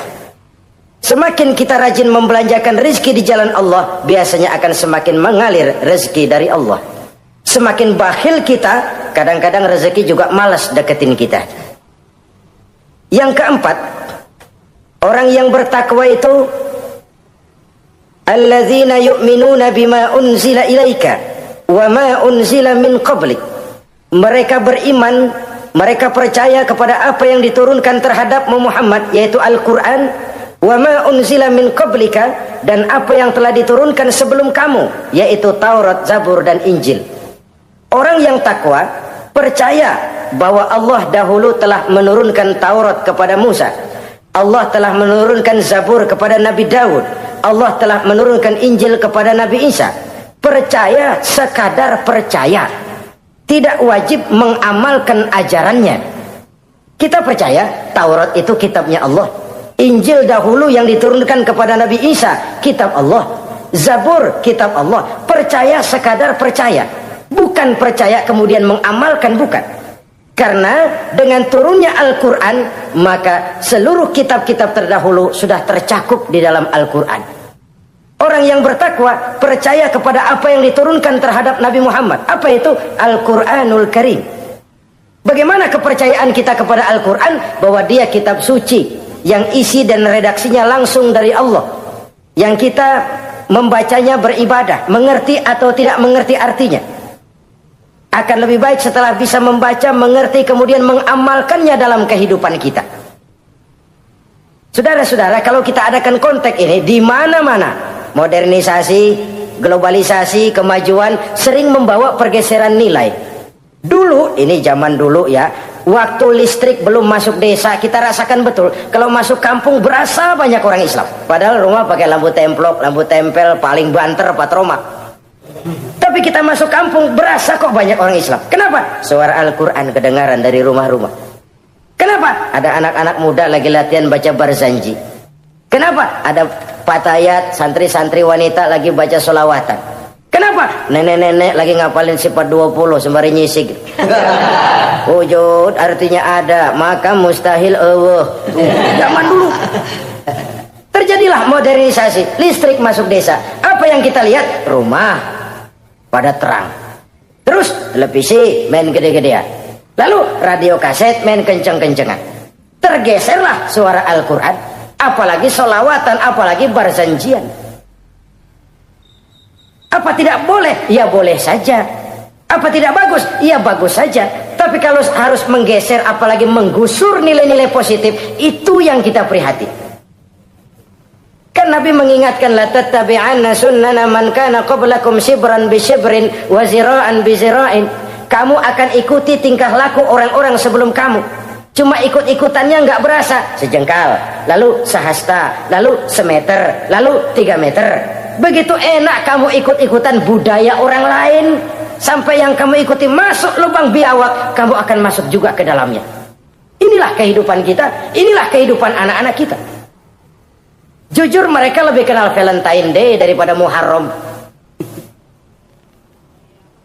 Anak-anak kita, anak-anak muslim, kalau kita menghitung Muharram sampai Zulhijjah nggak hafal. Kalau Januari sampai Desember, anak-anak kita bangun tidur hafal. Muharram sampai Zulhijjah, jangan anaknya, bapaknya keder. Kita hanyut oleh budaya-budaya yang, ya bukan saya katakan bukan tidak baik, tapi kalau harus menggeser, apalagi menggusur yang ada kaitannya dengan nilai agama, ini kan ironi. Ikut-ikutan kita sejengkal, semeter, sampai yang diikutin masuk lubang biawak, udah kadang asik ikut, ya ikut juga nyemplung ke dalamnya. Orang sering katakan mula-mula dari nama dulu nih yang kagak begitu kelihatan pengaruhnya. Mula-mula malu pakai nama yang berbau Quran, malu pakai nama yang berbau Islam. Dari nama nanti dia pindah ke pakaian, dari pakaian dia pindah ke pergaulan. Kalau sudah pindah ke pergaulan, dikhawatirkan pindah agama pun nggak terasa. Wah, semua agama sama, semua agama bagus. Lalu bagaimana? Bagaimana musimnya aja. Ironi, menyedihkan, memilukan, bahkan memalukan. Yang tidak boleh kan fanatik kepada guru, yang tidak boleh kan fanatik kepada suku. Kalau kepada agama, fanatik itu wajib, dalam arti bukan sempit, berpegang teguh kepada agama. Satu sikap yang wajar, bahwa penganut suatu agama menganggap cuma agamanya yang benar. Itu sikap setiap penganut agama. Orang Kristen begitu, orang Hindu begitu, orang Buddha begitu. Kenapa kalau orang Islam begitu lalu dianggap ekstrim? Sebagai Muslim saya yakin cuma Islam yang benar. Kristen juga akan bilang begitu. Kristen yang benar, Buddha juga akan bilang begitu. Ini fanatisme dan wajar penganut suatu agama menganggap cuma agamanya yang benar. Yang lain juga bersikap begitu. Tapi kalau Islam saja yang bilang ekstrim katanya. Dunia internasional sendiri kadang-kadang, kalau sudah ekstremis, teroris, kok cepat sekali alamatnya ke Islam. Saudara-saudara kaum muslimin, rahimakumullah. Saya kembali kepada soal kita. Begitu enak kamu ikut-ikutan, yang kamu ikuti masuk ke lubang biawak, kamu akan ikut juga masuk ke dalamnya. Maka hati-hati bergaul. Maka hati-hati memilih teman. Maka baik teman pergaulan, lebih-lebih teman hidup. Karena orang sering bilang cinta itu love is blind katanya ya. Cinta itu kotok. Cinta itu buta. Cinta itu lamur. Gak bisa bedain coklat. Gak bisa bedain yang lain-lain. Orang sering kehilangan pertimbangan. Demi cinta akidah terjual. Demi cinta akidah tergadai. Tidak ada kemalangan yang paling malang kecuali kalau kita harus berpisah dengan akidah. Sebab itu modal dasar. Nah, orang yang bertakwa, dia beriman kepada Al-Quran. Beriman kepada Quran artinya apa? Menjadikan Quran sebagai imam dan dia sebagai makmum. Konsekuensinya, makmum harus ikut imam. Selain Quran, dia percaya kepada Injil, kepada Zabur, kepada Taurat. Dilihat dari sudut ini, umat Islam itu lebih toleran loh. Orang lain yang megang Injil nggak bakal percaya kepada Quran. Orang lain yang memegang Taurat nggak akan percaya kepada Quran. Tapi orang yang megang Quran, dia percaya kepada Injil, dia percaya kepada Taurat. Dari sudut ini kan kita lebih toleran. Allah dahulu menurunkan Injil kepada Isa. Yang Injil itu yang kita percaya. Yang Allah turunkan kepada Isa. Yang Allah turunkan Taurat kepada Musa. Bukan yang telah terkena intervensi dan investasi manusiawi. Dan percaya pun terbatas percaya kepada adanya, bukan kepada mengamalkannya. Kenapa? Karena ordernya udah lewat. Kita percaya Bung Karno adalah presiden pertama Republik Indonesia. Tapi kan udah lewat. Udah lewat. Kita percaya Bung Karno presiden pertama Republik Indonesia. Tapi kan udah lewat, udah selesai. Begitulah kita mempercayai Taurat, mempercayai Injil, ada, kita percaya, tapi kan udah selesai misinya. Yang berlangsung sampai akhirat nanti adalah Al-Quranul Karim. Orang yang bertakwa meyakini itu. Ini yang keempat. Yang kelima, wabil akhirati hum yuqinun. Mereka yakin orang bertakwa ini kepada adanya akhirat. Kalau itu kan gampang, semua orang juga yakin. Loh, bukan sekedar yakin, sekedar percaya. Yalah, percaya kepada Allah, percaya kepada akhirat. Pokoknya percaya. Bagaimana? Ya begitu, pokoknya percaya. Bukan itu. Kepercayaan yang memberikan refleksi. Iya ya, akhirat ada. Ada hidup sesudah mati, ada akhirat sesudah dunia. Saya memang benar kepengen cepat kaya, tapi kalau nipu orang nanti di akhirat bagaimana? Ini loh. Saya memang benar kepengen cepat naik pangkat, tapi kalau mesti jilat atas injak bawah, sikut kiri kanan, teman jadi lawan, lawan jadi teman, di akhirat saya bagaimana? Ini loh percaya akhirat itu. Saya memang benar kepengen cepat kaya, tapi kalau makan renten nanti di akhirat bagaimana? Kepercayaan yang mewarnai gerak kehidupan. Kalau percaya sekedar percaya, yang buta campur budak juga percaya akhirat ada. Tapi kan kepercayaan yang memberikan refleksi, mewarnai gerak hidup kita. Loh, enggak gitu. Orang yang percaya akhirat itu gayanya enggak gitu. Orang yang percaya akhirat itu sikapnya enggak gitu. Orang yang percaya akhirat jalannya enggak gitu. Orang yang percaya akhirat ngomongnya enggak asal ngomong. Kepercayaan yang memberikan refleksi terhadap gerak hidup. Nah, ini refleksi dari sifat-sifat takwa. Saudara-saudara, kalau itulah sifat-sifat orang takwa, lalu terhadap mereka yang takwa ini, karunia apa yang diberikan Allah? Apa keutamaan mereka? Mari kita kutip beberapa ayat. Pertama, ini janji Allah ya. Wa may yattaqillaha yaj'al lahu makhraja. Siapa yang bertakwa kepada Allah, maka ia akan diberikan jalan keluar dari segala macam kesulitan. Masya Allah. Orang takwa itu kan orang yang dekat dengan Allah. Kalau sudah dekat dengan Allah, everything is running well. Apa yang nggak selesai? Impossible, kata otak. Tidak mungkin, kata rasio.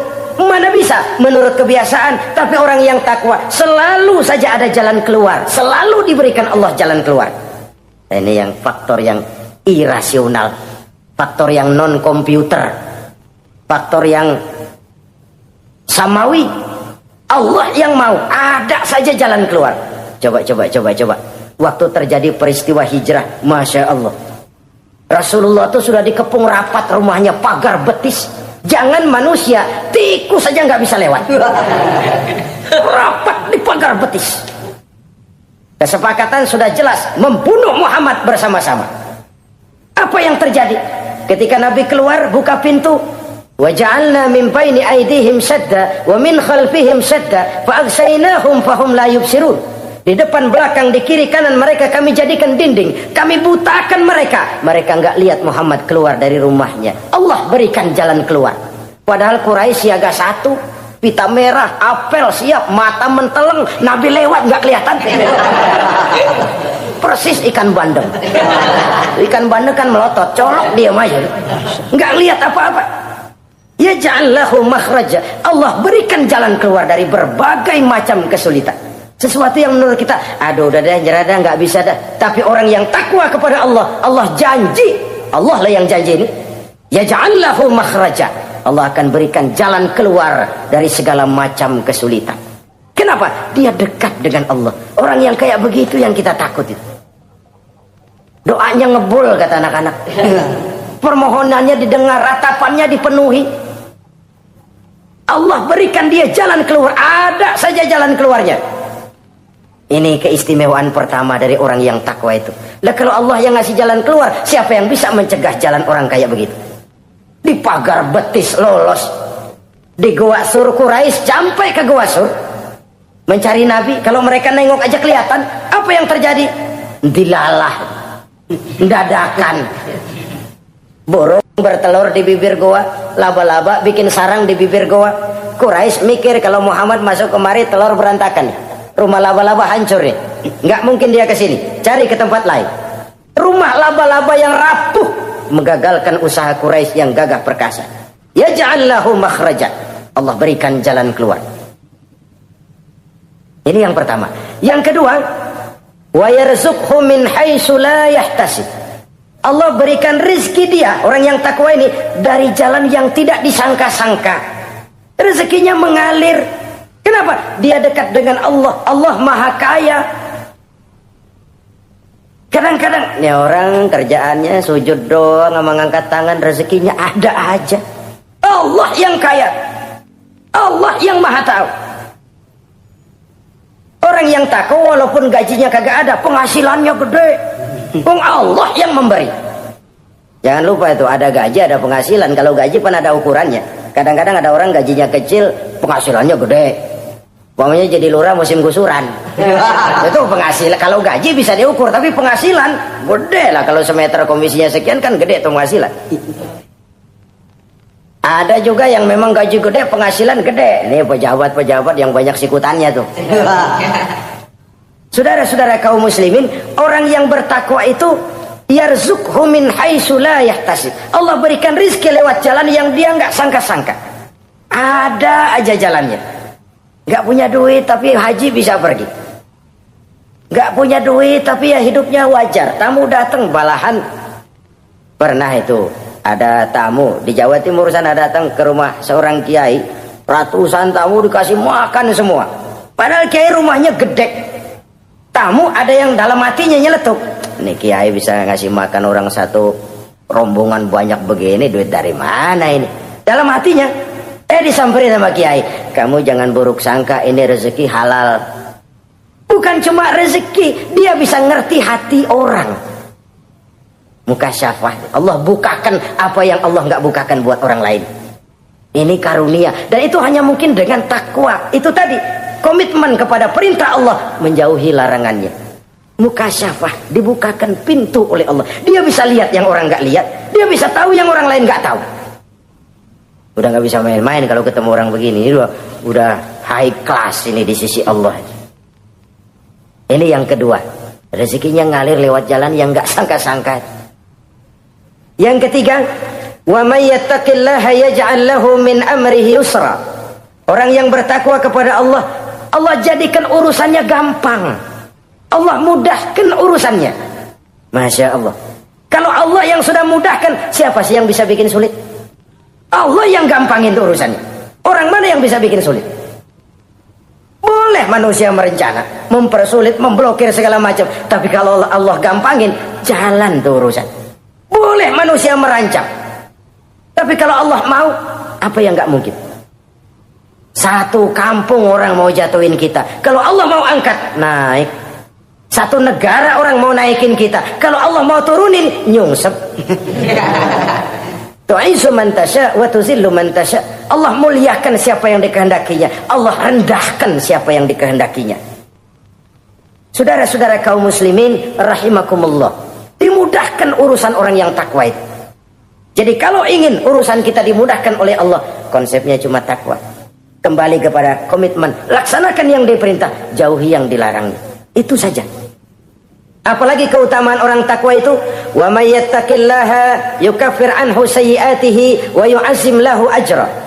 Siapa yang bertakwa kepada Allah, dihapuskan segala kesalahannya yang sudah lalu. Masya Allah, dihapuskan kesalahannya. Bahwa manusia punya salah, ya manusiawi.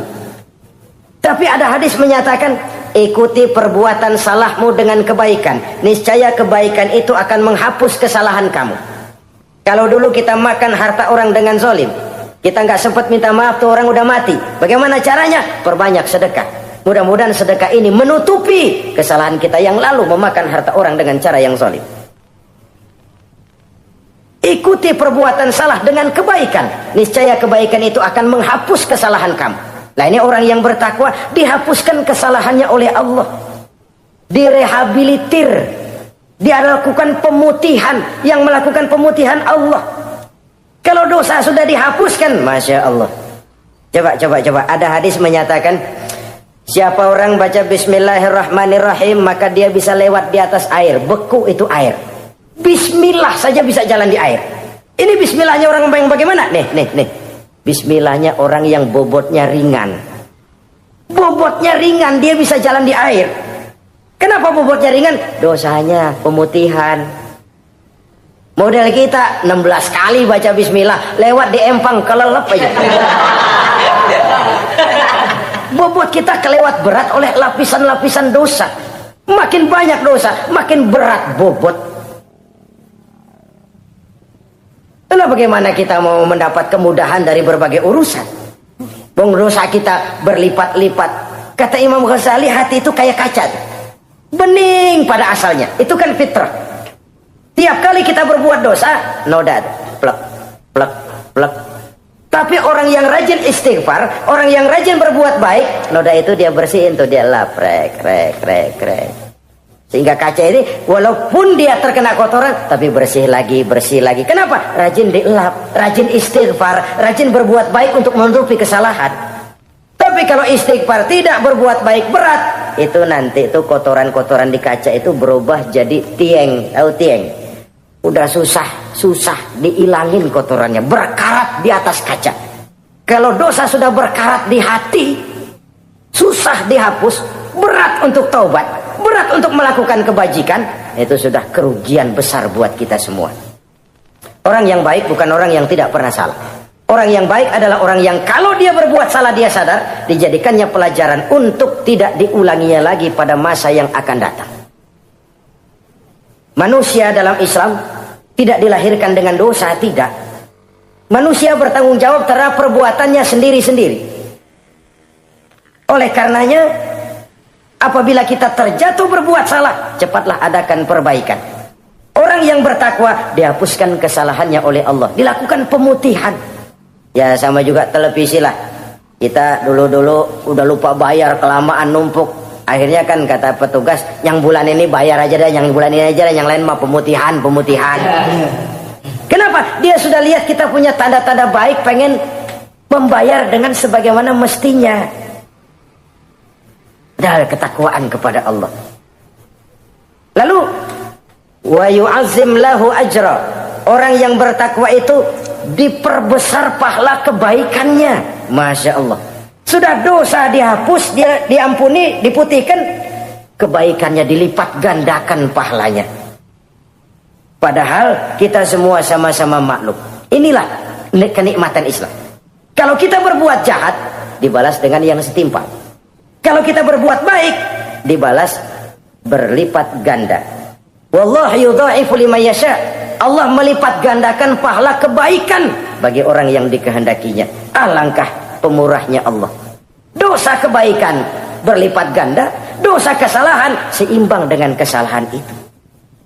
Karena itu kata para ulama sufi, kalau kamu berbuat jahat, jangan lihat besar kecilnya, tapi lihat kepada siapa kejahatan kamu lakukan.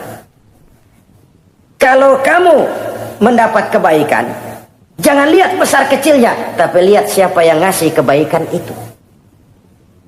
Kecil dosa kita lakukan, tapi kepada Allah.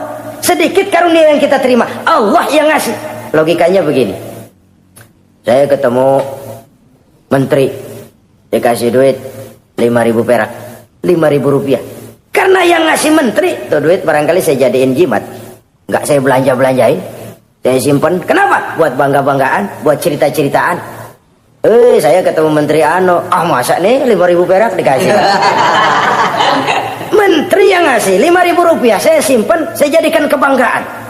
Bagaimana kalau yang ngasih Allah, yang serba maha kaya, maha adil, maha tahu, kita lupakan. Akaltum ni'mata rabbikum walam tashkurulah. Tiap saat kita namakan nikmat Allah, tapi kita lupa bersyukur kepadanya. Padahal Allah janjikan, makin kamu pandai bersyukur, makin aku tambah nikmatku.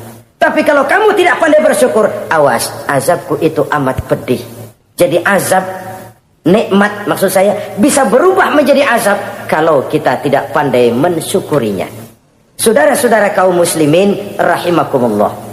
Dari uraian singkat ini, saya ambil beberapa catatan utama. Pertama, nilai manusia dalam pandangan Allah adalah ketakwaannya. 14 abad yang lalu, sebelum orang teriak-teriak tentang hak asasi, Rasulullah sudah mencanangkan semangat persamaan ketika beliau bersabda, "An-nasu kulluhum li Adam, wa Adam min turab, la fadla li arabiyyin ala ajamiyyin illa bittaqwa." Seluruh manusia berasal dari Adam. Adam diciptakan dari tanah. Tidak ada kelebihan Arab dengan yang bukan Arab kecuali takwanya. Di situ nilai manusia dalam pandangan Allah. Takwa bukanlah kulit. Oh, itu kalau sorbannya paling gede berarti paling takwa. Belum tentu. Wah, tasbihnya panjang-panjang. Belum tentu. Oh, jenggotnya nyengser. Belum tentu. Wah, kumisnya tebal. Buat nyaring kopi kali. Itu kulit. Kulit perlu. Tapi isi jauh lebih penting. Sehingga Nabi katakan, at-taqwa hahuna. Takwa itu di sini, di sini, di sini. 3 kali. Di hati. Bukan di serban, bukan di tasbih, bukan di sajadah, bukan di sarung. Di sini, di situ takwa. Penggeraknya adalah hati. Dan untuk itu Allah menyediakan fasilitas keutamaan. Diberikan jalan keluar dari berbagai kesulitan. Diberikan rizki dengan jalan yang tidak disangka-sangka. Dihapuskan kesalahannya, dimudahkan usahanya. Diperbesar pahala kebajikannya. Karena itu, untuk mengejar posisi di hadapan Allah, tidak lain adalah takwa. Allah tidak bedakan manusia dari keturunannya, warna kulitnya, tapi dari ketakwaannya kepada Allah.